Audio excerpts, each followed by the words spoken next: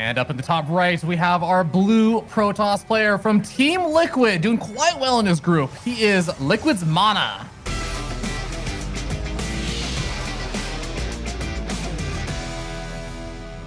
Oh, Wardy, I'm always happy to cast MaNa. He was like my first Protoss crush. Where just, young upstart Fear Dragon is just watching games and watching old Dream Hacks and everything, and he sees Dream Hack way back in 2010, like the first StarCraft 2 Dream Hack, and he sees MaNa versus Nama. And from that moment on, I've just been like the biggest MaNa fanboy. Had to hold it in when I meet him in person, but it's always fun to see. And you know what? It's always even better when MaNa is actually in blue. All the Team Liquid players should be blue. I feel like we were casting one time and you told me you always prefer casting MaNa when he's losing. Because when he's losing, he plays his best StarCraft. I don't remember this, but that does sound right. Yeah, you started off with that statement. I was like, what? And then you went on to explain. I was like, that does make sense because MaNa is the kind of guy who, maybe not so much right now, because actually right now he's really good at putting himself in a good position, but he always was the guy who, when he starts to lose, he doesn't just die. He stays in the game. He finds ways back, and he makes it really difficult. And it was really like he kind of was like, oh no, I'm dead now. I've got to give it my all. And he just leveled up and gave it his all to try and survive.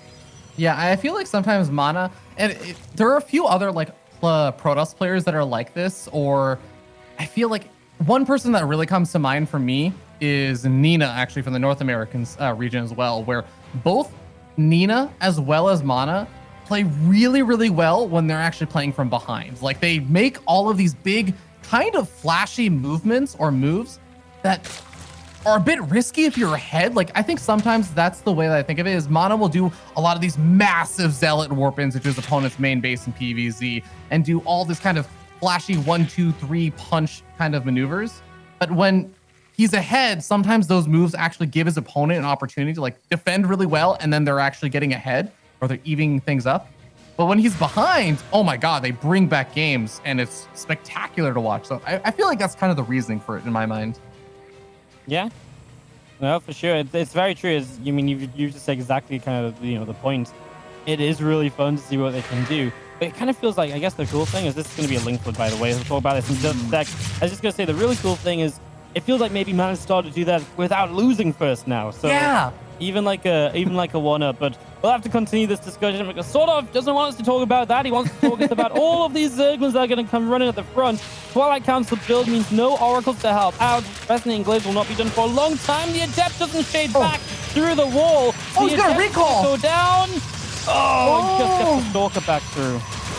Yeah, Cybercore is also getting Focus Fire down. Warp Gate technology is getting Chrono boosted out. I don't think he's going to be able to save it in time. He is Focus Firing down Lings that are attacking the Cybercore specifically. It's reducing the DPS. He's getting so close to how he's going to get it. Oh, that's big.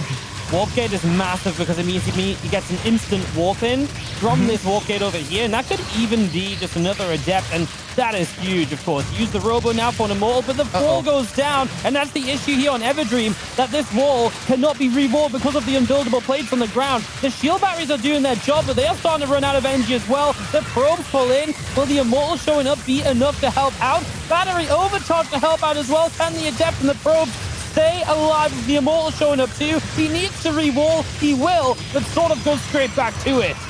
Yeah, he's going after that wall in again. The Cybercore, I mean, it does actually, I love that he went for the Cybercore there, not only because he has to remake it, but it actually does have more hit points, but he needs something else behind it. The shield battery's healing up these cells, but they do get surrounded. He's taking out more and more of these Lings. If MaNa can hold on, he's going to be a massive lead, but a pylon wall comes up behind this. Oh, and no, the Lings get in again. They get a surround on the Immortal. But I think the Immortal's tanky enough to survive.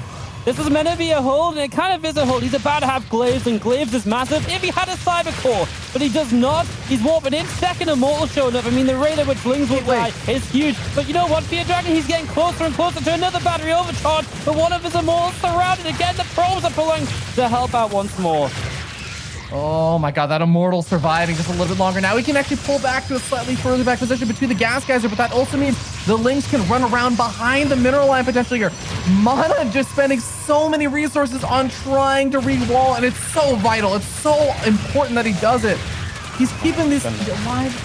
I think he's going to be able to push this back again. Yeah, there's no way with Glaives up now. Look, I know he's only got one gateway, but even the extra Adept that warps in, being able to fire faster is such a huge addition. And 2 Immortals, 1-shotting Lings is also just a massive thing, right? So it's kind of felt as though this kind of fell apart a little bit for SortOf maybe like 2 attempts ago, and obviously he was still close. I was very worried when he got in. If he was, you know, that when that Immortal got surrounded when it wasn't meant to, if that didn't happen, I actually was already ready to be like, yeah, MaNa's got this.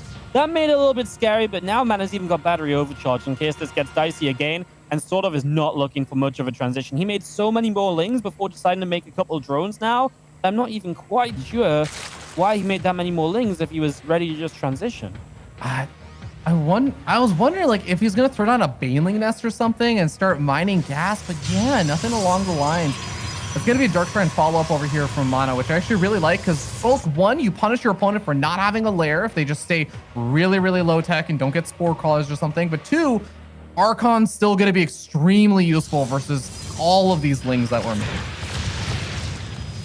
Depths in the middle of the map, man. This is what's just crazy, right? It's just like, you've got Glaze. You've got essentially like the perfect setup for a counter, and that's why it's so good if you can survive with Glaives. It's just having that Glaives doesn't help you at all in the initial part of the defense because you don't get it yet. And then you even saw how long it took them to get a Cybercore back online. Yeah, I mean, this is the sort of fight you're just not meant to win. Doesn't matter how many Lings you make, because even if you trade out here, you're making all these Lings. The Immortals are never going to die. Oh. I like the recall as well. That's fine. You lose, what, like 2 Adepts, but actually, these Lings were forced to be made, and MaNa just goes back home and he's going to get even more units up. And you know what? You just mentioned the Dark Shrine. There's no lair or anything. So Lings across the map can't do anything anymore, and I actually just think like an Archon Immortal Adept push probably can just you know, close this out in the near future. Yeah, the Spore Crawlers were made, and looks like the Lings are just going to try and get us around on a few of these Adepts, but look at that. The Warp Prism just picks off those low health Adepts, the ones at the front lines that got surrounded, pulls them back. The Shield Battery even heals them up a little bit. And MaNa now going to be warping in 2 more Adepts. Still hasn't warped in any DTs just yet, but Guardian Shield versus the Zerglings. Not entirely intentional, I'm sure, but it's not going to matter. Devastates the number of Zerglings that are there. SortOf now just barely got to even worker counts, has to make a bunch more units, and is just now starting up a Roach Warren. Not looking good right now, Wardy. Yeah, it's one of those things, and this is why I didn't mind the recall before, because the more Adepts you get, the worse it is just to have mass Zerglings, right? So yeah, going back home and getting the extra couple of Adept warp-ins, and this is just going to become even more one-sided. I mean, we haven't even seen the introduction of DT/Archons yet, and that's just going to be even worse. You know, so I was like, man, I've kind of made it to a few Roaches. Maybe there's some possibility here, but I really don't think there is. Yeah, he warps in Sentries. I don't mind that either, but I would like to see the fact he's got, you know, DTs, at least add a couple Archons, right? Even a DT in this fight, there's no detection out the front. Yeah, I definitely agree with that, but regardless, we're going to be able to use these sentries to just force field in some of the queens. Some of the Roaches have started popping out, but that is what the Big Daddy Immortals are for.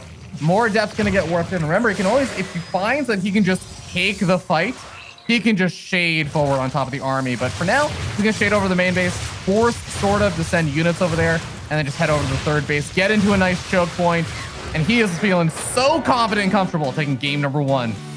Yeah, fantastic hold out of MaNa really is what it comes down to with those Link Floods. It's do or die in that moment, and you very rarely see a Link Flood transition unless you get in and you kill, like, the probes, all of the probes sometimes even. So, great defense by MaNa, it's what I needed. There was definitely a couple of, like, oh my god, he messed it up moments, but for the most part kept it under control, and that's impressive because Everdream is a difficult map to hold this off on. I also have to just say, like, I got so tense because I was sitting there thinking, when's the shield battery overcharge going to come in? When is he going to be able to use it? And I went over, like, the natural expansion Nexus had just used a Chrono Boost, had 0 energy left over on that, which makes sense. You know, you're trying to get at the Adept to also survive, right? Need something to overcharge. But then even the main Nexus, he shield battery overcharge the second it got the energy for it. It was him waiting for that energy. And it was after the Immortal and or a bunch of the Zealots had died. And it was just that one Adept and a bunch of probes left. But man, changes the day, changes everything. Well, MaNa goes 1-0 up. Going into Ice and Chrome for that map number 2. Big map, very easy to get a lot of bases on if you want to play like 4 bases as a Protoss. Very choky, so that works for you. But it is large and a lot of counterattack pathways, so it's not all about Protoss going into this one. All right, we'll see how things play out. When I think about counterattacks and everything, though, I always thinking about how those Warp Prisms can sneak around and how good MaNa is with just going for that big harassment play, catching a Zerg off guard or out of position as well. But I don't know, maybe SortOf won't even really want to try and go for something like that, but I already see something cheeky happening here. Probe being sent out very quickly from this guy down here on the bottom left-hand side of the map. The blue Protoss player. He is Team Liquid's MaNa.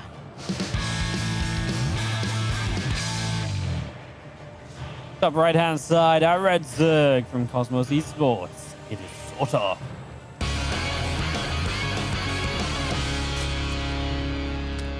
What are your thoughts, Wardy, on just the massive number of Protoss players have been sending out probes on 12 to block the hatchery? That's just good, right? How many? How? I mean, there was such a long time where Zergs would just send their drone out early to block the Protoss expansion, right? It's like, that was a thing for a while, and now it's kind of the other way around. And yeah, I mean, it's just nice. Obviously, it's good if the Zerg kind of, anticipates it and goes like 15 hatch, and then they're like, oh, you do get it down. But yeah, being able to get across here and block, it is just great. It just gives the Zerg a slight eco advantage.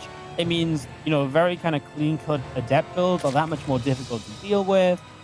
There's just way more positives to this from the Protoss than the Zerg, so it's fun. It's definitely cool, and it does cost the Protoss as well, right? It does cost them some eco, so it is a decision to be made.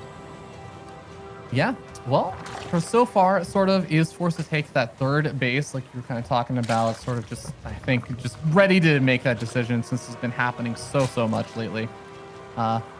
And that probe is just going to be annoying. Get some basic scouting information while MaNa goes for that Nexus behind this, gets up the Cyber Core wall, a typical Protoss versus Zerg stuff. But I mean, you were talking about how this this map can be a bit larger, a bit easier to take bases on. I'd love to just kind of give a breakdown of like why you feel like that is the case. It's just that very choked up 4-base setup, right? Like, okay, you can kind of run into, a bunch of, you can run up a bunch of different ramps as a Zerg, but every ramp is super choky. So running into the third big choke point with rocks you've got to take down. Between the third and fourth, rocks up on that ramp. Fourth base, likely to be the one where there's 2 entrances, but then they're both, ramps. That's the dangerous point, but as a Protoss at that point, you've got units which can defend choke points, right? So I think it's just super choky. It's difficult for the Zerg to really split up, and that's the big thing, right? It's very difficult for the Zerg to be maybe poking and prodding at the fourth and then suddenly swing to the third base in a major way. Like, the biggest threat might be coming, both ramps or both entrances of the fourth base. If you go into both entrances of the fourth base, there's, to split your units off and to go all the way around to get there takes such a long time. So you've got so much time to prepare for it as the Protoss. So I think that's just allows you a lot of chances to get your bases up then as the Protoss player. Ooh, nice pickoff over there on the wings from MaNa. I do want to note that there's only one Overlord even kind of close to MaNa's base right now. It's in the natural. And that actually does mean that the main base is going to take a bit longer to scout out. But see the Robo, yeah, it's pretty easy to reveal that, okay, it's not going to be like a Stargate opening or anything. So I guess that is going to be a decent scout there for SortOf. Yeah. Able to see what's up there. MaNa is just going to go give us those glaives. So pretty much what he wanted to do in that first game, but then obviously never got to show properly. Obviously, I mean, it's a very standard build, and a lot of the time you can know this is coming as a Zerg, and that's when you know it's a good build. The Zerg can know it's coming, and A, sometimes still die, but B, most of the time, be kept in a position where the Protoss is okay. This doesn't need to do a lot of damage. Yes, it needs to force out units, but if it's not forcing out units, it is going to win the game, right? So it's like why the DT drop was so popular for such a long time, because it was just good old reliable. It did what you needed to do every time, and there wasn't just a way for the Zerg to play around it, over drone and then make units or anything. So yeah, really, I mean, it's a build I want to say fun, but then I've seen it so many times lately, I'm like, well, it's taking the shine off it, but I do love it when we get the Dark Shrine added on behind. That's something MaNa loves to do, and definitely adds that little bit of extra spice to the follow-up. Yeah, I was going to say, I feel like there are just like nice little changes in the way that you follow up from this. And I've even seen Hearthstone actually make a YouTube guide on, you do this build, except you don't actually make all the adepts. You just go for the faster Dark Shrine, but you make it look like this build. But I do love that there are these nice little adaptations Protoss players have made to how the follow-up looks. But adepts are going to be shading around. And the kind of magic guide that Hearthstone has said in his guides is that what you want to do here is every single time you shade, you want to say, all right, I'm shading to some other location. but can I fight what's here right now? If you can fight what's there, cancel the Shade. If you feel like you're going to lose that fight, then you can let the Shade finish. So right now, we're going to see MaNa starting to evaluate over here. He sees just the queens and now a couple of spines and roaches over there. He's going to finish that Shade and get onto the ramp. This is a nice ramp position. The queens are all the way to the third, so they're not going to join in. The roach count's very low right now. And obviously being on the ramp, the Lings didn't have a surround. MaNa says, yeah, I can keep on fighting this. He's going to warp in more depth to the top side. Doesn't even want DTs just yet. He's going to shade around. The queen's on top of the prism, has to move that away. This is the issue because now he's already killing drones. Now all these units are out of position as you go to the natural, and that's going to be even more drones killed. He's actually going to go for the Spore Crawl in the natural because then the DTs will be able to go for the kill.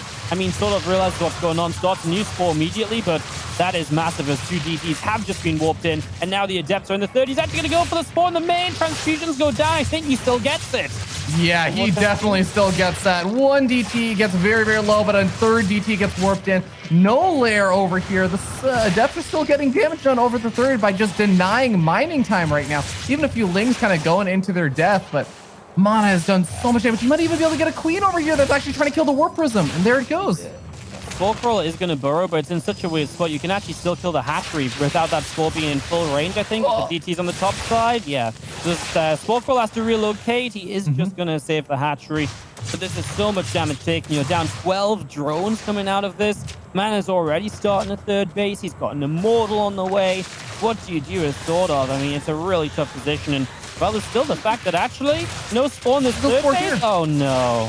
Oh, Wardy, this is just game-ending damage at this point. He kills more of these drones. He's right-clicking down the Spore Crawler, and the Warp Prism does get forced back. He is kind of redetermines whether or not he wants to actually right-click down the Spore. He is going to be able to get it, but the Warp Prism may end up falling over here. Oh my God, 1 DT, wow. 1 DT. That was actually a pretty nice defense from SortOf. If MaNa had just gone for the Spore all the way along, I think it goes down way more easily, right? And there's less of an issue. Thing is, at this point, losing through the DTs doesn't matter, right? There's already been enough damage done. You're talking about there's only 2 spores on the map, so there's still an undefended base, and it's this natural where the Spore is building, and MaNa sees it. He revealed the DTs, but SortOf wasn't paying attention, so it's going to be another dead Spore, and at some point, there's just a frustration GG coming up from SortOf. I'm almost determined to see it. But, yeah, this is brutal. This is really, really brutal. And kind of what you were saying, but, you know, SortOf's going to stick it out because this is already MaNa sitting up 1-0, and he does not want to make it a 2-0. Remember, this could be the do or die match. This could be the match that kind of settles it in for SortOf, depending on how the remaining matches go, whether or not SortOf can actually advance out of this group. Adept's going to be shitting into the main base, forcing SortOf to react, but there it is.